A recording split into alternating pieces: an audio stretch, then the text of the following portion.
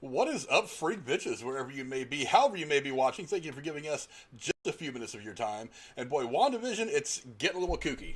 We figured that probably around episode 3 that things were going to start to go a little haywire, and we were going to start to get just a lot more craziness going on, and that's exactly what we got. And joining me to talk about everything that happened is the Dowager Countess, Lady Cora. How are you tonight, ma'am?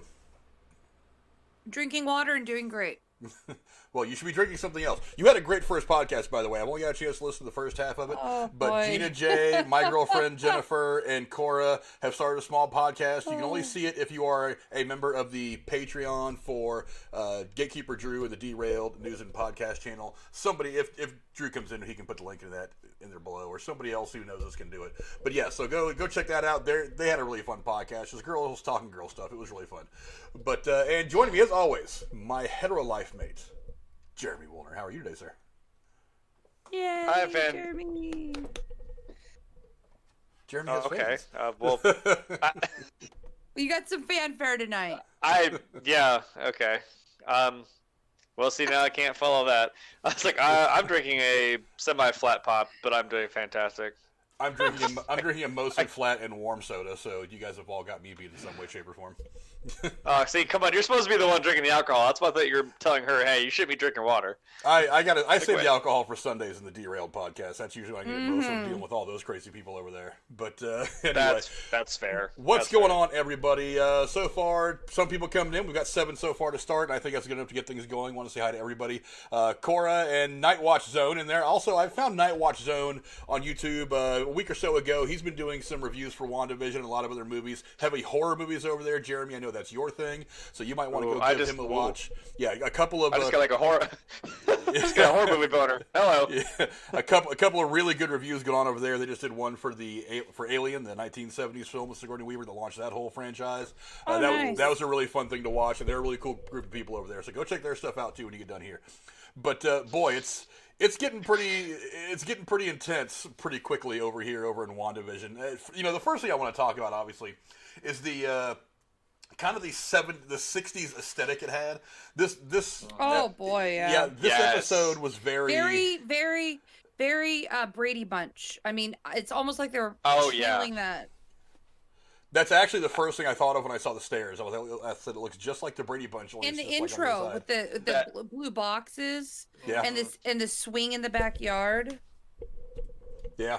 Yeah, I think I noticed now, like, each one has been like a different little decade. I think it was like 40s, 50s, now we're in like the 60s. So I'm wondering if now it's gonna all of a sudden look like that 70s show now next, when shit really starts getting real. Well, it even said, even the name of the episode was Now in Color. So I mean, it's obviously progressing farther down the era of television, and the next one's probably gonna be pretty clearly 70s. Hoping to get something like a Starsky and Hutch kind of thing, maybe.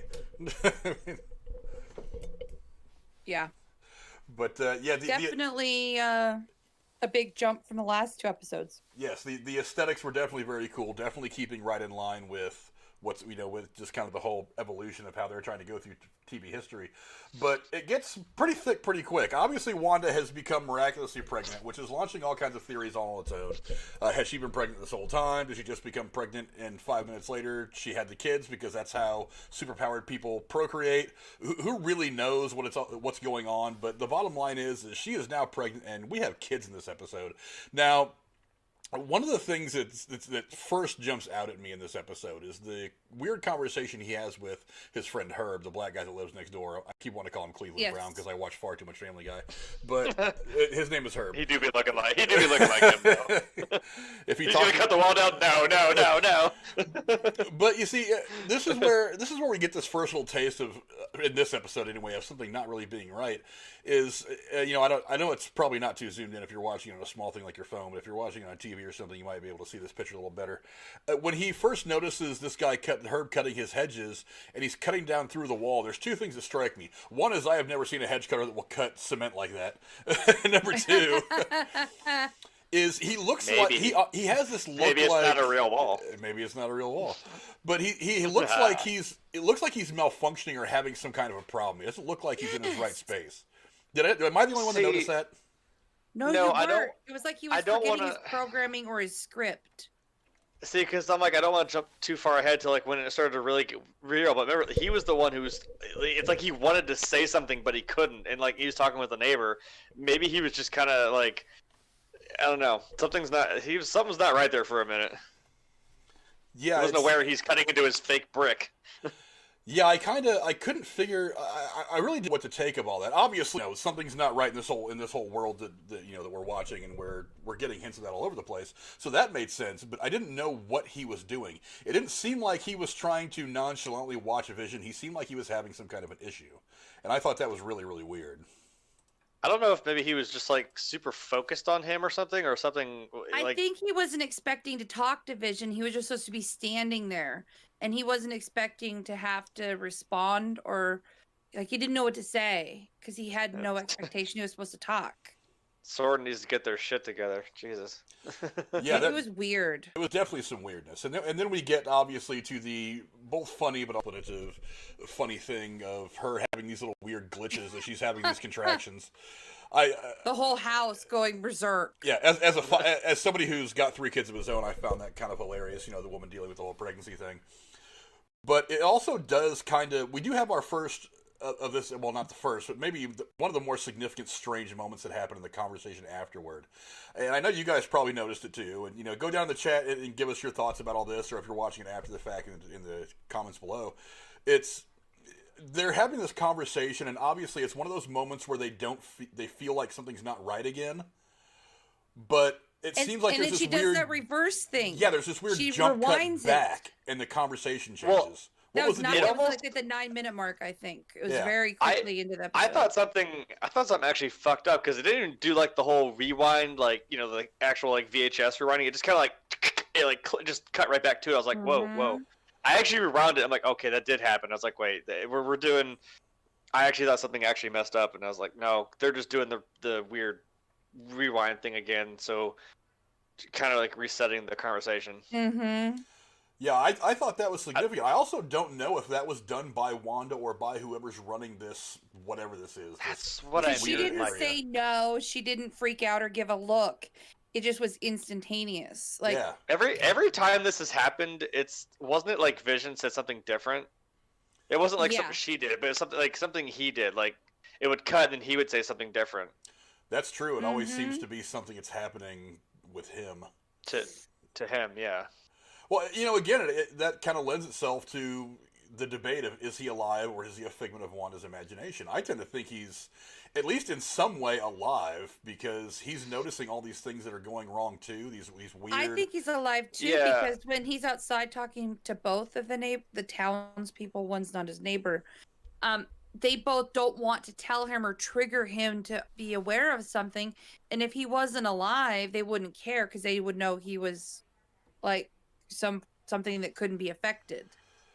Yeah. And something else that I noticed is like, I mean, he went over and got the doctor and then just like super speed back. I'm like, the doctor just kind of didn't react to that. Like, he just kind of like acted like it wasn't anything like a big deal. I'm like, why didn't he do like, wait, what? They're trying to keep this cover here and not, give themselves away. But like when he just ran back with the doctor, he just kind of was like, oh wow, it just felt like we were flying. That's weird. He's like, I'll take you back. He's like, okay, yeah, but if we actually walked this time, I'm like, why didn't the doctor seem to give a shit? It's almost like they're just playing off whatever they don't understand to make it seem like it's normal to not trigger Vision and Wanda to catch on to something. Because also she, like you said, she was pregnant within the entire course of this episode, and they were even kind of like, oh, you think it's too early to call the doctor again? Because now we're all of a sudden 9 months pregnant and we're about to pop, and like they don't find that weird either, And that stork thing was fucking weird. The stork had nothing to do with the babies popping out. He just showed up and is walking around. He's just like, what? He didn't bring babies, and she actually gave birth. So what was the point of? I don't know. The stork thing was a trip for me. Absolute head trip. Yeah, well, the stork thing, I think it's probably another one of her manifestation of one of these Braxton Hicks cramps, where that's one of the things that happened is the stork kind of came to life off the wall, and that's why that stork was even in the show at all. That's how I took it anyway, because the stork was still on the wall. I thought probably the reason like that. I thought the reason she couldn't get rid, because she kept trying to like get rid of it while Geraldine was talking to her. I'm like, is she like losing her? Yeah, like, is she losing her power a little bit, or like, because like I said, we don't know what was gonna happen to her when she got pregnant. Like, her shit starts going out of control, or like maybe she just couldn't do it there for a minute to get rid of it out of the room. I don't know. Who knows? But it continues to get weirder and weirder and weirder as this whole thing goes on. The next thing we see, of course, is the birth of the children. Now, this is gonna bring all kinds of serious questions. Is this going to be Wiccan and Speed? Who the hell knows? I don't honestly thought about that. Yeah, I thought about that. Look, for those of you who are really versed in the comic books, those are the names of the two kids that Wanda and Vision have in the comic books. One of them is obviously. Do they have any other names in any reference points? I do not know. Because if it's William and Thomas, then this would be Billy and Tommy. I'll have to research that a little bit. That I don't necessarily know, but.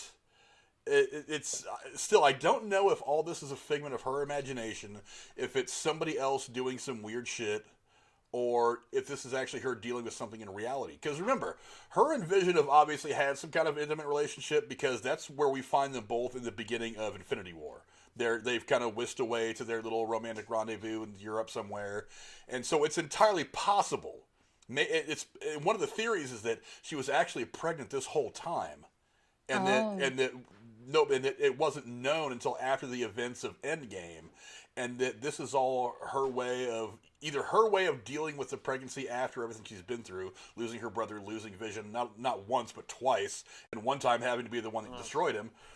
She's been through a lot, nobody really knows what this is all about. Again, they're just asking a whole lot of questions right now and not giving us a whole lot of answers. Did you think that weird promo commercial for the bath soap was a clue? Because when they first said, "Do you need to escape? Do you need to get away?"